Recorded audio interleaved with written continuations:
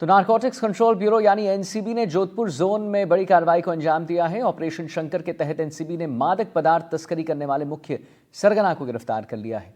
पूछताछ में खुलासा हुआ है कि 2004 से सक्रिय मेहराम बिश्नोई ने तस्करी के इस नेटवर्क को संचालित करने में महत्वपूर्ण भूमिका निभाई थी।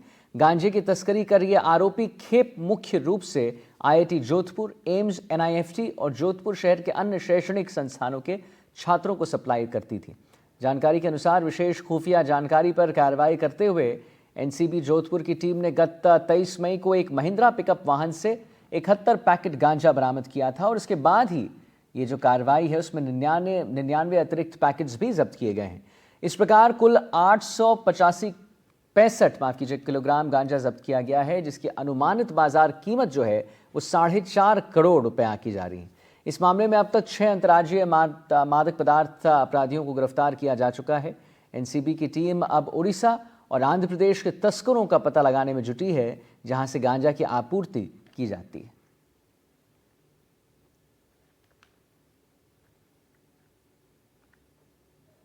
हमने लगभग 865 केजी गांजा जो है वो पश्चिमी राजस्थान की आज दिन तक की सबसे बड़ी खेप जो है वो हमने बरामद की और उसके अंदर लगभग 6 जनों को हमने अरेस्ट किया।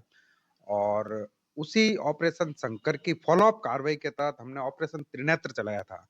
उस ऑपरेशन त्रिनेत्र के तहत जो फॉलोअप एक्शन लिया, जिसमें कि मेन सप्लायर जो महाराम करके था, जो कि उड़ीसा सिलेरू और वहां के सराउंडिंग एरिया से गांजा इकट्ठा करके 600 केजी, 800 केजी, 1000 केजी इस टाइप से खेप वो यहाँ भेजता था। तो वो रैकेट हमने पूरा पर्दाफाश किया उसका। 865 केजी गांजे की मैं बात करूं तो वास्तव में वो गांजा जब हमने इनको पूछा तो आसपास के डिस्ट्रिक्टों के अलावा हमारे जोधपुर के जो उच्च शिक्षण संस्थान है, चाहे वो आईआईटी हो, चाहे एम्स हो, चाहे एनएलयू हो, चाहे आपका एनएफटी हो, नेशनल फैशन टेक्नोलॉजी इंस्टीट्यूट है, तो लगातार इन बच्चों के बीच में ये लोग इस टाइप का एक नेटवर्क बना करके अपना मतलब उसी के अंदर सेलिंग कर रहे थे, जिसमें हमारी युवा पीढ़ी, खास तौर से जो हमारे स्टूडेंट्स हैं जो इन शिक्षण संस्थानों में एक अपना भविष्य का नव निर्माण करने के लिए आते हैं, तो वहां पे यदि ऐसी ड्रग्स की या नशे की कोई चीज जो है तो वो उनके एक भविष्य के लिए बड़ी ही आघात और एक दिमक का काम करती है। तो हमारा पहला उद्देश्य यह है कि ड्रग फ्री कैंपस हो।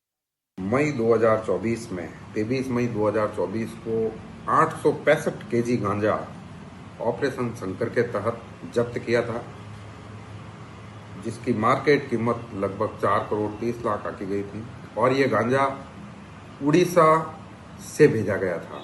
बलदेव और राकेश उड़ीसा में जाकर के इससे मिलते थे और इसने वहां पर उड़ीसा के जो लोकल सप्लायर है, जिसका नाम इसने कोई साउ करके बताया है, जिसके पीछे भी हम लगे हुए हैं, फिलहाल उसका मोबाइल वगैरह सब बंद आ रहा है, तो वहां से ये खरीद करके यहाँ जोधपुर के अंदर भेजता था।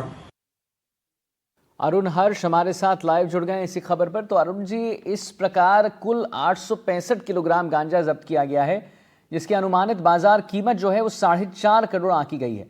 क्या और भी ऐसी गिरफ्तारियां हो सकती हैं? इनसे क्या पूछताछ चल रही है? कितना बड़ा इनका गैंग है? क्योंकि देखिए अब जो है पुलिस आंध्र प्रदेश भी जा रही है और अलग अलग उड़ीसा भी जा रही है पता करने के लिए।